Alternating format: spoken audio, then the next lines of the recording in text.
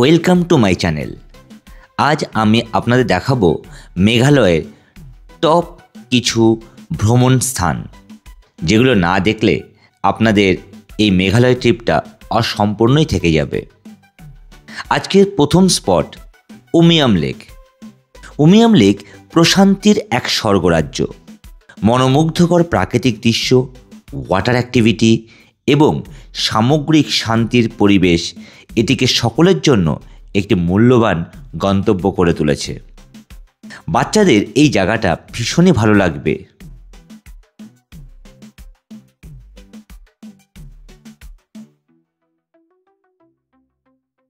এরপর চলে আসুন সবুজে ঘেরা ও দর্শনীয় হর্সটেল প্রকৃতির এবং দুটি ধাপে অবস্থিত এলিফ্যান্ট ফলসে। শিলংয়ের এই অপরূপ ওয়াটারফলসকে একেবারেই মিস করবেন না।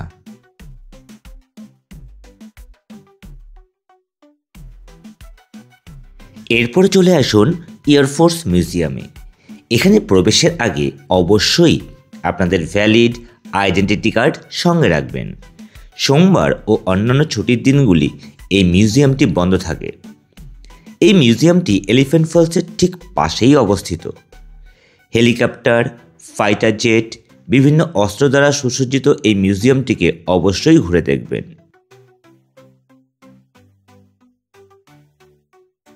এরপর চলে আসুন শিলং পিকে। এটি প্রায় সি লেভেল থেকে 4,649 মিটার উপরে অবস্থিত।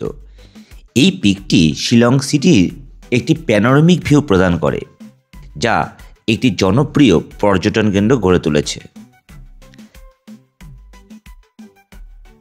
শিলংয়ের Laitlum canyon one of the most popular attraction. সবুজে ভরা ক্যানিয়ন আর দূর আকাশ মিশে গিয়ে মনে হবে এটিই হয়তো পৃথিবীর শেষ বা এন্ড। তাই আপনার আইটিনারিতে এটিকে রাখতে একদমই ভুলবেন না। অসাধারণ প্যানোরামিক দৃশ্য দেখতে পাবেন এই লাইটলুম ক্যানিয়নে। এরপর চলে আসুন কেভ, ওয়াটারফলস ও সবুজ জঙ্গলে ঘেরা চেরাপুঞ্জির হৃৎপিণ্ড হল এই গার্ডেন অফ কেভ। রোমান্টিক এই পরিবেশে প্রিয়জনদের সঙ্গে ঘোরাঘুরিটা বেশ মনোরম। তাই চেরাপুঞ্জির এই সুন্দরতম স্থানটিকে একেবারেই মিস করবেন না। তবে হ্যাঁ, চেরাপুঞ্জিতে আপনি যদি যান অবশ্যই একটা রেনকোট সঙ্গে রাখবেন, কারণ এখানে কখন বৃষ্টি হবে কেউ বলতে পারে না।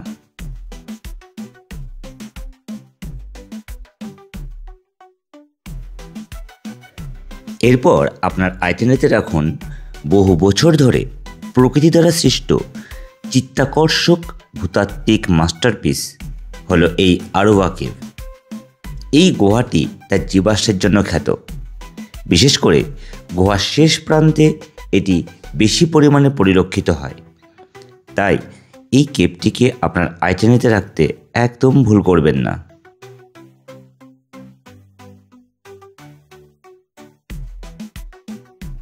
মেঘালয়ের পূর্ব খাসি পাহাড়ে অবস্থিত একটি আশ্চর্য প্রাকৃতিক আকর্ষণ হল নো কালিকাই ওয়াটারফলস।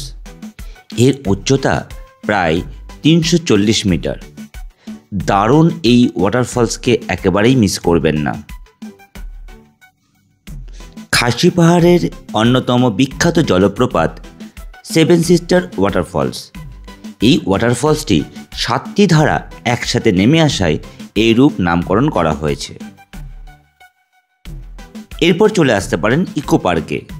সেভেন সিস্টার ওয়াটারফলসের মূল জলস্রোতের ধারায় এখান থেকে বাহিত হয়। তাই আপনার আইটিনারিতে এটিকে অবশ্যই রাখবেন। খুব সুন্দর জায়গা।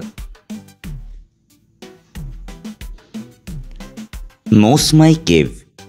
এই কেভটি তার বিশেষ ভূতাত্ত্বিক গঠনের জন্য বিখ্যাত। বিশেষ করে স্ট্যালাকটাইট ও স্ট্যালাগমাইট দ্বারা গঠিত এই কেভটিকে কোনো মতেই আইটিনারি থেকে বাদ দেবেন না। এরপর চলে আসুন কেনরিম ফলসে। মেঘালয়ের চেরাপুঞ্জিতে অবস্থিত এই ওয়াটারফলসটি ভারতের 7ম সর্বোচ্চ জলপ্রপাত ও দেখতে অনেকটা দুধসাগর ওয়াটারফলসের ন্যায়। এরপর চলে আসুন কামাখ্যা টেম্পলে। মা কামাখ্যা দেবীকে নমস্কার করে আপনারা এখান থেকে চলে আসতে পারেন গুয়াহাটি এয়ারপোর্টে। এরকম ইনফরমেটিভ ভিডিও যাতে সবার আগে আপনাদের কাছে পৌঁছে যায় তার জন্য চ্যানেলটিকে এক্ষুনি সাবস্ক্রাইব করে রাখবেন।